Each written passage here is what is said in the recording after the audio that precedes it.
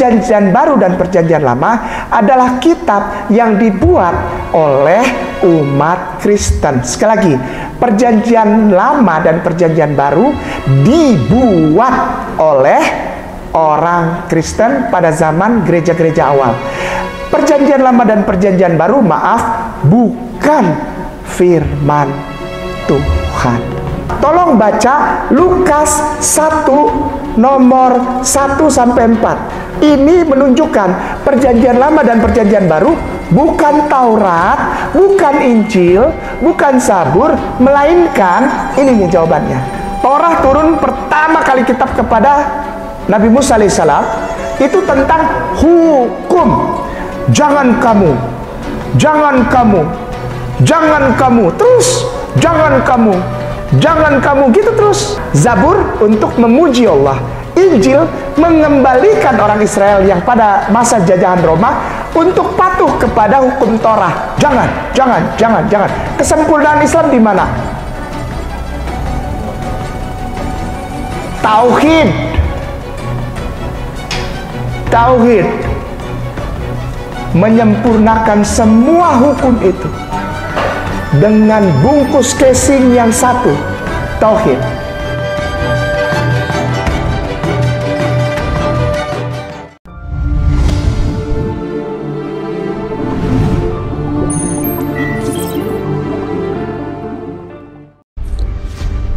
Lelang dakwah. Lukisan Ka'bah Tempo Dulu karya Meru Sandia, pelukis Indonesia yang diundang langsung oleh Raja Salman, dilelang dengan harga terbaik yang dananya 100% akan kami gunakan untuk pembangunan gedung dakwah Mu'alaf Center Nasional Hagia Sophia, Jakarta sebagai sentra untuk pembinaan, pelayanan, advokasi, dan pendidikan para mu'alaf binaan Mu'alaf Center Nasional Hagia Sophia di Jakarta. Alhamdulillah, ada seorang dermawan yang mewakafkan tanahnya di pinggir jalan raya dekat Taman Mini Indonesia Indah dekat Exit Tol. Dengan luas 514 meter persegi ini sudah tersedia, tinggal dibangun gedung dakwah saja. Lukisan ini dilelang dengan harga 9,5 juta saja untuk muslimin yang lebih dahulu menghubungi kami.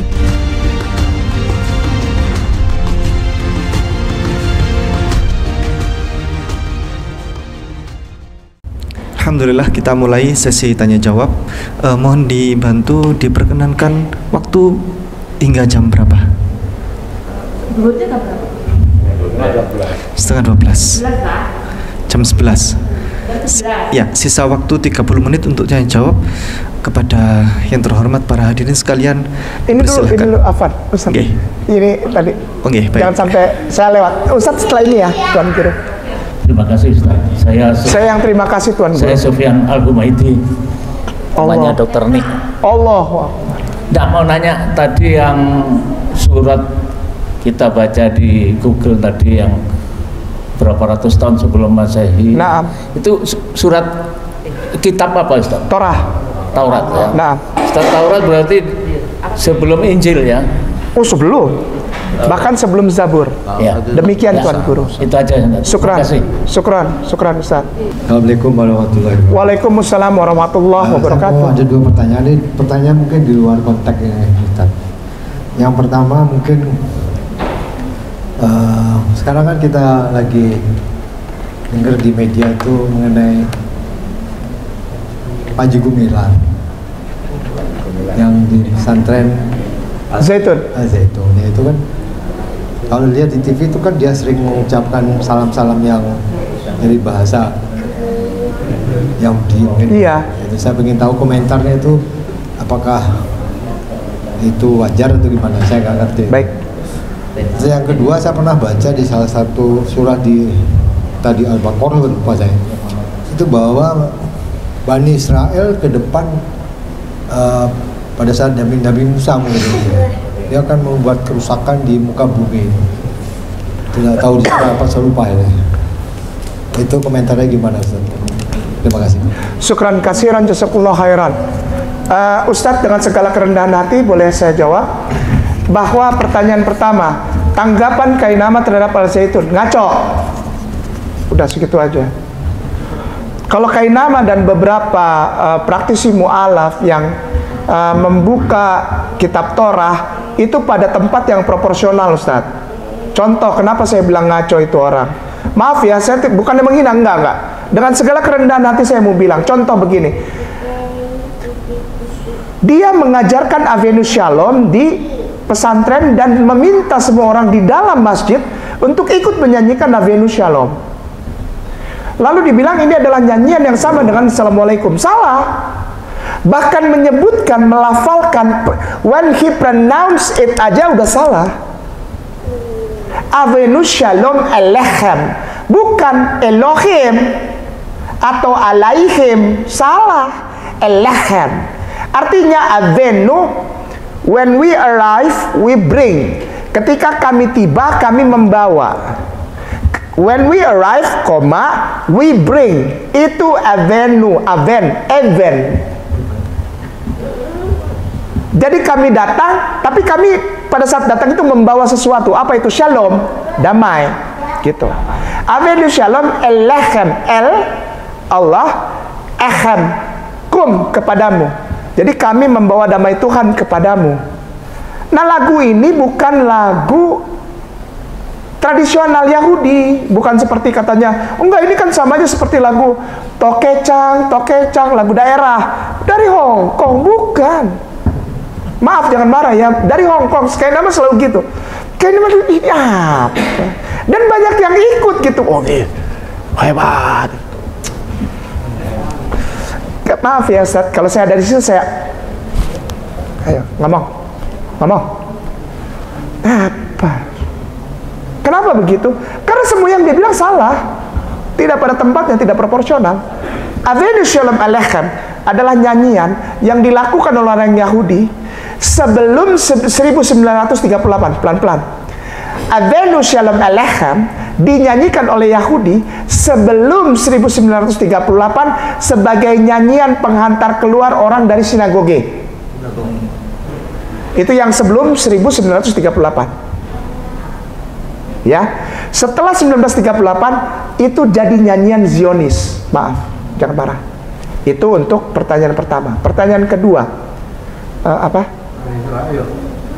Pada zaman akhir Al-Baqarah menuliskan bahwa Yahudi akan membuat kerusakan di muka bumi. Benar. Termasuk di dalamnya memberikan pemahaman yang berbeda terhadap arti-arti sesungguhnya dari kitab Torah. Sekali lagi, orang Yahudi bertanggung jawab terhadap pemaparan yang berbeda dari arti sesungguhnya dari ayat-ayat Torahnya mereka, yang dilakukan oleh bukan orang Yahudi. Sekali lagi, orang yang mengaku Yahudi tapi ternyata mereka bukan orang Yahudi. Orang yang mengakui kitab Torah adalah kitab perjanjian lama, tapi ternyata mereka bukan orang Yahudi dan tidak mempunyai hak terhadap kitab Torah. Itu yang dimasukkan oleh surat Al-Baqarah, bahwa orang Yahudi akan melakukan kerusakan. Yang mana? Yang pura-pura jadi Yahudi. Demikian Ustaz. Tadi kan kalau Al-Quran itu kan kita itu pengen tahu saat ini dengan teman-teman juga. Tadi kan Taurat, apa sih bedanya dengan bukan Taurat? Tapi kok ini masih dipakai terus sampai ada artinya. Al-Quran yang Muhammad ada di sebelumnya. Kemudian apa bedanya dengan Injil? Kok ada yang perjanjian lama, perjanjian baru? Pengen tahu saja, Ustaz. Iya, jadi tadi Taurat, Injil itu apanya? Kemudian kok ada perjanjian baru, perjanjian lama, perjanjian kemudian baru ada Al-Quran. Baik. Torah adalah kitab untuk orang Israel, artinya keturunan Nabi Yakub alaihissalam. Itu dulu, itu Torah. Perjanjian lama bukan Torah. Pelan-pelan. Torah adalah kitab yang diturunkan Allah kepada Nabi Musa alaihissalam atau Moshe Rabenu untuk hanya, saya garis bawah ini, H-A-N-Y-A, hanya, lalu di blok, di bold, Arial 18 warna merah, hanya untuk keturunan Nabi Yakub alaihissalam. Nabi Yakub alaihissalam itu nama lainnya adalah Israel. Oleh sebab itu keturunannya disebut Bani Israel. Taurat hanya untuk mereka. Lalu kenapa Ustadz kayak pakai untuk membenarkan Rasulullah? Bukan membenarkan. Saya kasih tahu bahwa ternyata Taurat yang untuk Bani Israel itu mencatat nama baginda. Itu saja. Membuktikan. Sudah ada pemberitahuan. Ibaratnya lampu mau mati nanti sore, PLN kasih tahu jam 11. Begitu. Lalu yang kedua, perjanjian lama. Perjanjian lama, perjanjian baru itu apa? Sebelum Injil ya, karena tadi Bunda tanya juga tentang Injil. Perjanjian baru, perjanjian lama. Perjanjian baru dan perjanjian lama adalah kitab yang dibuat oleh umat Kristen. Sekali lagi, perjanjian lama dan perjanjian baru dibuat oleh orang Kristen pada zaman gereja-gereja awal. Perjanjian lama dan perjanjian baru, maaf, bukan firman Tuhan. Bukan didapat dari pewahyuan. Jangan marah. Jangan marah. Bunda, untuk jawaban Bunda supaya saya bisa bertanggung jawab, tolong baca Lukas 1 nomor 1 sampai 4. Ustadz tolong bukakan biar cepat waktunya. Karena saya tidak berani jawab macam-macam ngaco. Lukas spasi 1 ayat 1 sampai 4 dibaca. Ini menunjukkan perjanjian lama dan perjanjian baru bukan Taurat, bukan Injil, bukan Zabur, melainkan ini nih jawabannya. Ya, saya nggak mau ngaco, makanya saya bilang, ya, Lukas pasal 1 ayat 1 sampai 4, gitu. Ya sudah dapat? Tolong dibacakan, begitu kan? Supaya kita tidak ngarang. Nanti dibilang menghujat Kristen, tidak. Ya, dikasih tahu perjanjian lama dan perjanjian baru itu apa. Silahkan Bunda kalau sudah, Kiki sudah dapat. Syukron. Theophilus yang mulia. Iya. Banyak orang. Oke, itu ada yang tidak dibaca, itu ada yang lewat. Theophilus yang mulianya tidak. Pendahuluan dulu. Pendahuluan, dari pendahuluan Ustaz. Pendahuluan. Ya. Oke, baik. Sebentar, Bundaku yang kusayangi. Begini. Kalau jemaah buka juga, setelah tulisan Lukas 1, itu di bawahnya ada tulisan miring, betul? Pendahuluan. Sekarang saya tanya, kitab suci mana yang permulaannya diawali dengan kata pendahuluan? Ditulis kok itu. Pendahuluan. Ini kitab suci? Ini Torah? Ini Injil? Ini Zabur? Karena setiap kitab suci dari Allah diawali dengan biismi. Saya bisa buktikan di dalam Torah ada bismillah, di dalam Zabur ada banyak malah. Insya Allah ada kita kemarin buktikan sama Ustadz Ipung. Bismillahnya ada di setiap awal kitab itu. Bahkan Injilnya Yesus asli ada bismillah. Saya sama Ustadz Ipung udah buka. Tapi ini kitabnya coba lihat, pendahuluan. Ini wahyu Tuhan bukan? Ya silahkan nilai sendiri. Silahkan dilanjut Bundaku sayang. Theophilus. Nah, oke, sebentar. Theophilus ini bukan nama nabi, bukan juga nama Tuhan. Theophilus itu adalah salah satu bagian dari Roman Empire, Kekaisaran Roma yang ada di Bizantium waktu itu. Bizantium itu yang mana? Ustadz Ipung apa ya? Apa Keromawian apa? Yang kita bahas waktu itu loh. Nah, iya, saya pernah bahas sama itu di YouTube sama Ustadz Ipung. Jadi ini surat untuk Theo. Bible yang sekarang yang Bunda bilang perjanjian lama dan perjanjian baru itu surat untuk Theo. Namanya Theo. Kalau masih ada yang kasih nama anak Theo, hati-hati tuh. Theo, Deo, jangan ya. Artinya Zeus itu. Akar kata dari Zeus. Zeus paling atas, lalu akar kata pertama dia, D-I-A. Lalu yang kedua Dei. Maka itu dulu ada lagu di Kristen itu Agnus Dei, D-E-I, itu nama Zeus. Lalu yang ketiga Deo. Yang keempat Deus. Maka itu ada yang namanya Wolfgang Amadeus Mozart. Silakan dilanjut Bunda. Yang mulia.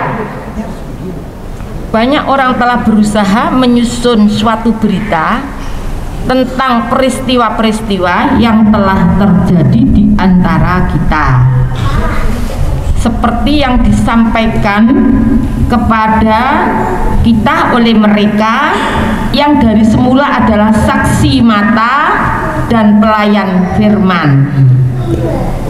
Karena itu, setelah aku menyelidiki segala peristiwa itu dengan saksama dari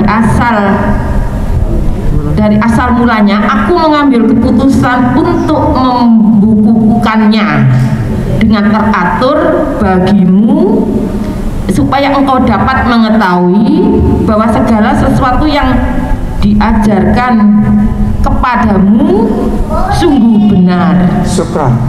Setelah aku ini namanya Dr. Lukas, bule, bukan Hawariun, bule, orang bule, orang Athena, dokter, maaf nih, banyak dokter, dokter, bukan tabib, dokter secara formal, dokter dia, namanya Dr. Lukas, bule, tinggal di Athena, tidak pernah ketemu Yesus, jaraknya dari Yesus diangkat Allah ke langit itu jaraknya 70 tahun. Dia menyelidiki, tadi kan dia bilang, dan setelah aku menyelidiki, ini hasil penyelidikan. Dan setelah aku menyelidiki dengan seksama, aku Lukas, dokter bule Athena, mengambil keputusan. Dia yang mengambil keputusan, bukan Wahyu, untuk membukukannya dengan teratur bagimu, Theo. Itu bukan firman Tuhan. Jadi Bunda, perjanjian lama perjanjian baru dipaksakan jadi firman Tuhan. Demikian. Assalamualaikum warahmatullahi wabarakatuh. Waalaikumsalam warahmatullahi wabarakatuh. Nyun sewu Pak Ustadz, setelah mendengar dari tadi penjelasan Pak Ustadz, saya hanya berpikir begini, Al-Quran itu kan kitab yang sangat sempurna. Nah, saya butuh, ataupun kami butuh penjelasan dari Pak Ustadz, kesempurnaan dari Al-Quran dibandingkan dengan kitab-kitab yang lain itu apa yang disempurnakan? Intinya adalah kesimpulannya ataupun hal-hal apa saja yang menjadi penyempurnaan dari Al-Quran itu. Matur nuwun Pak Ustadz. Assalamualaikum warahmatullahi wabarakatuh. Waalaikumsalam warahmatullahi wabarakatuh. Syukran katsiran jazakallah.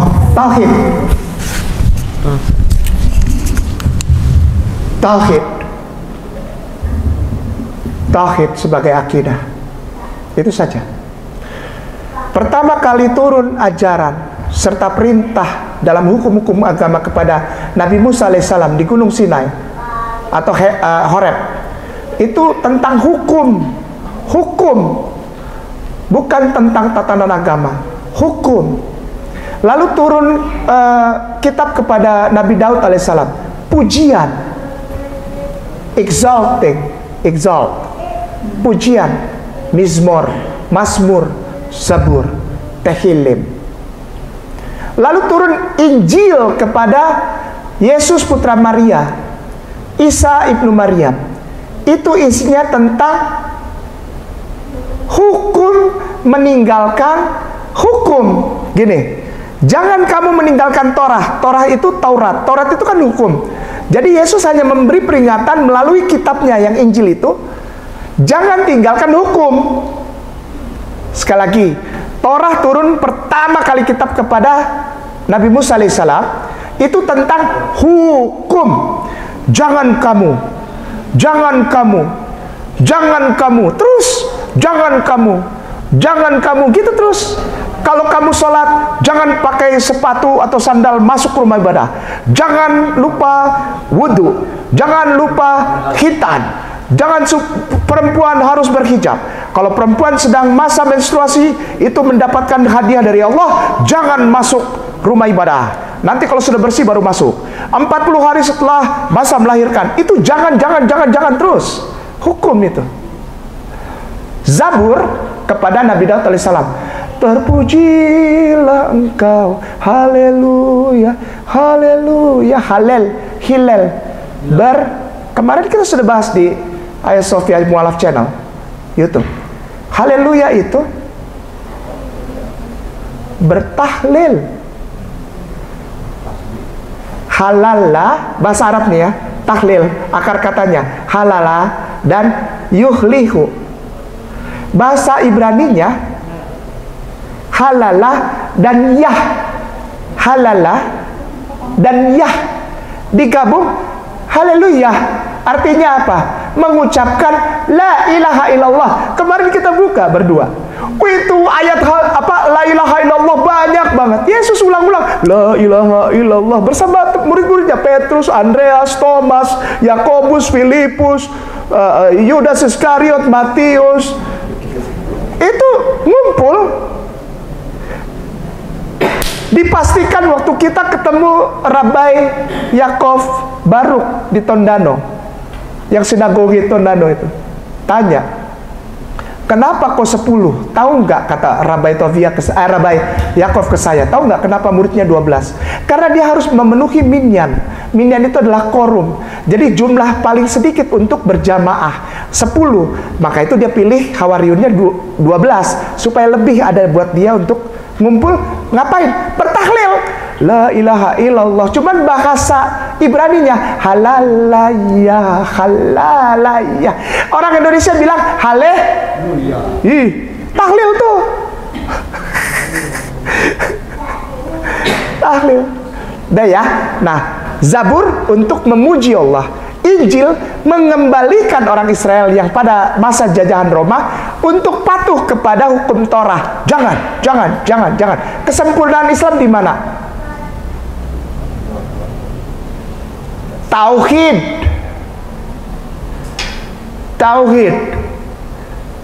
Menyempurnakan semua hukum itu dengan bungkus casing yang satu, tauhid. Di Torah disebutkan Lo Adonai Lecha Elohenu Hefarim Alpanai. Jangan ada padamu Allah lain di hadapanku.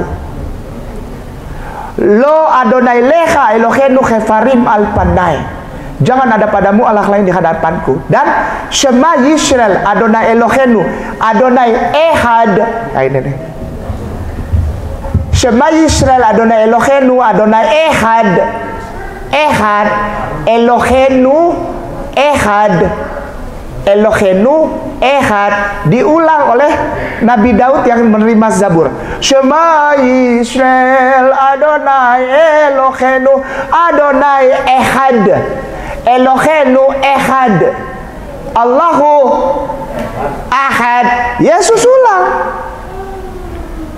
Shema Yisrael Adonai Elohenu Adonai Ehad. Rasulullah dengan Al-Quran menyempurnakan itu apa? Dibungkus, namanya tauhid, dengan 4 ayat sempurna. Kalau dari mulai zaman Musa, Daud sampai Yesus bilangnya cuman Shema Yisrael Adonai Elohenu Adonai Ehad, Kul huwallahu ahad aja. Rasulullah, Ustazah, Bunda, di mana sempurnanya? Tauhid. Yang mana? Al-Ikhlas. Kul huwallahu ahad. Tidak berhenti di situ. Allahu samad. Lam yalid. Ada kolkola lagi.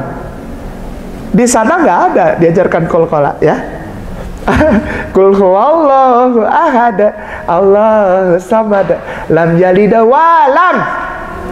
Kenapa sempurna? Walam yakul lahu kufuwan ahad. Kenapa? Karena di ayat ketiganya dari surat Al-Ikhlas membantai semua pemahaman Kristen tentang Yesus anak Allah yang dilahirkan, atau Tuhan lahir dan Tuhan melahirkan anak. Demikian kesempurnaan Quran. Tauhid. Ada lagi? Enggak? Oh, satu lagi. Baiklah. Oke deh. Aduh, kita nih kalau ditanya kayak lagi ujian terakhir. Ini dosen-dosen penguji ini. Ya Allah, ya Rabbi, ya Karim. Silakan. Supaya kadang-kadang saya ini kan banyak yang nanya, Ustadz kayak nama itu apa? Kan pernah ada, saya mesti nge-share yang Ustadz di Yerusalem itu loh, sama Ustadz Ipung. Saya sering share grup itu bahwa siapa Ustadz Kainama. Ya, jadi saya yang Ustadz bagus itu yang waktu itu dengan torok kayak apa ya, ada videonya Ustadz yang saya suka sekali, dan itu saya kok Ustadz ada di Yerusalem itu, terus minta tolong untuk Ustadz pendidikan yang ke sana supaya teman-teman tahu juga, karena Ustadz kan anu sekali, fasih sekali ya. Jadi Ustadz biografi sedikit aja Ustadz, singkat dari ke Yerusalem, terus kemudian ke Sunda Kelapa, gimana? Syukran Bunda. Apa yang akan saya ceritakan menjawab pertanyaan Bunda ini sangat ditolak oleh saudara Kristen dan Katolik, bahkan Dewan Gereja. Semua sudah menarik itu semua. Nanti pun ini insya Allah nanti diedit, karena tanggal 18 bulan April tahun 2018, cakep tuh tanggalnya, 18 April tahun 2018, saya menandatangani suatu surat yang ditulis tangan dan di atas meterai di kantor lembaga hukum, di hadapan ada kepolisian angkatan darat dan juga dari Dewan Gereja, perwakilan Dewan Gereja, di kantor lembaga hukum di Jakarta Selatan, Jalan Brawijaya 9 nomor 3B. Ustadz Ipung pernah ke sana. Di situ saya menyatakan bahwa saya tidak akan lagi menyakiti hati saudara Kristen dan para pendeta senior dengan mengatakan bahwa saya dibayari oleh gereja untuk sekolah. Ini hanya menjawab saja. Begini, saya tidak butuh pengakuan itu bahwa saya mantan pendeta, saya nggak butuh. Saya hanya menyampaikan kebenaran Al-Quranul Karim. Begini, saya dibayar oleh salah satu lembaga gereja di Bogor untuk belajar teologi di Jakarta Pusat, waktu itu di Menteng. Nama jalannya Jalan Proklamasi. Saya tidak bisa sebutkan lembaga kampusnya. Itu adalah kampus teologi tertua di Indonesia, di Jalan Proklamasi Jakarta Pusat, Menteng. Selesai dari situ, saya pelayanan di Bogor dan Sukabumi. Namanya Wilayah Kerja Sinodal Jawa Barat 2, sebagai pelayan firman. Saya tidak mau bilang pendeta, karena nanti asumsi orang jadi lain-lain.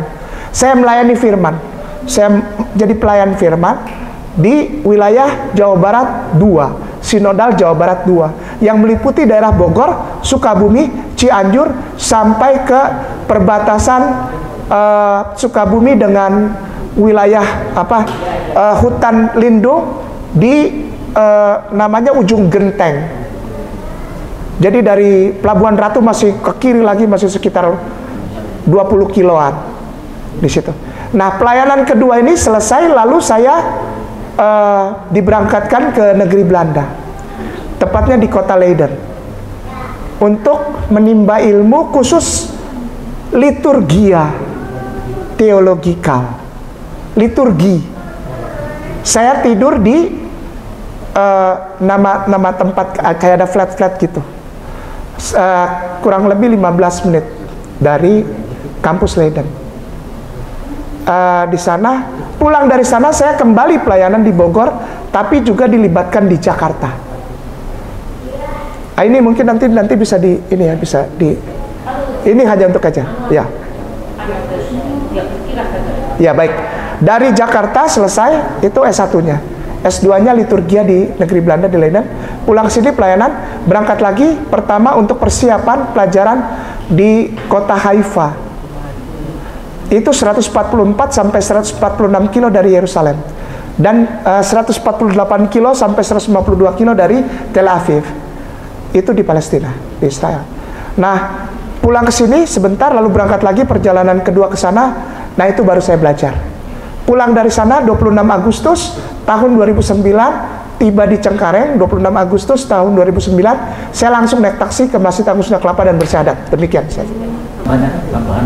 Nah, sejak kapan di saudara kita yang Nasrani itu ada pemahaman bahwa Yesus itu anak Allah, Yesus ada dari anak Bapa, anak Tuhan, itu sejak kapan? Padahal kalau lihat dari tadi di Taurat di sebelumnya kan sudah jelas ada la ilaha illallah. Itu mulai kapan? Tanggal 27 Februari jam 3 sore tahun 381 Masehi. Tanggal 27 Februari jam 3 sore tahunnya 381 Masehi. Nama surat keputusannya Cunctos Populus Edictum Gratiani Theodosius III. Nama suratnya ya udahlah, Dekret Theodosian gitu aja lah.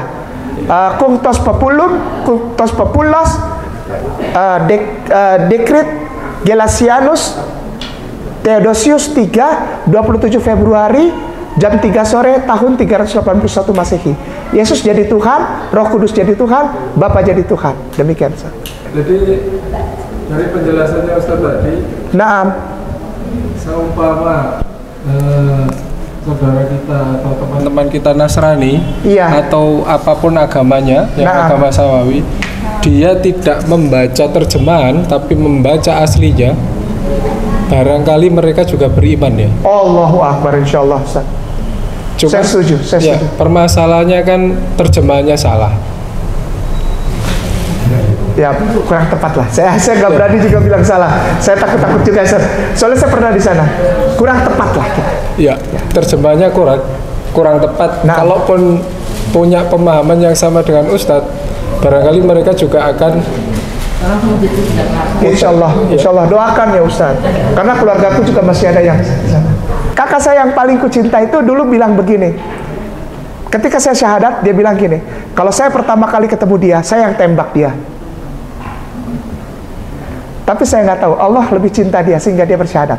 Insya Allah apa yang Ustaz sampaikan itu dijawab oleh Allah, sehingga banyak orang Kristen yang bisa belajar bahasa aslinya, lalu membaca aslinya dan tidak terpengaruh dengan terjemahan, sehingga mereka menerima kebenaran Islam. Insya Allah Ustaz. Syukran. Jadi sebenarnya apa yang dibicarakan Ustadz itu sepertinya tangan kanan dari Nabi.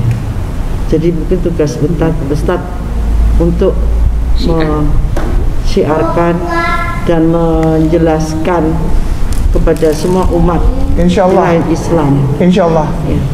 Kalau mungkin saya juga baru belajar juga ya Pak Ustadz ya. Jadi dalam arti semua kitab-kitab yang diturunkan oleh Allah itu untuk petunjuk masyarakat saat itu. Insya Allah Ustaz, doakan. Dan itu untuk akhirnya sudah dijelaskan di semua kitab ada bahwa Nabi yang terakhir adalah Nabi Muhammad, dan Islam adalah Islam agama kita semua. Ya. Terima kasih banyak Ustadz. Saya terima kasih Ustazah, doakan aku ya. Ya, mudah-mudahan Pak Ustadz kuat menghadapi semua ini, dan ini mungkin juga tugas Ustadz. Amin. Untuk mengislamkan mungkin umat tidak di Indonesia aja, mengajak pulang ke rumah kita yang abadi. Allah. Insya Allah. Dan akhirnya kita berjumpa di surga. Insya Allah. Amin. Amin. Assalamualaikum warahmatullahi wabarakatuh. Waalaikumsalam warahmatullahi wabarakatuh.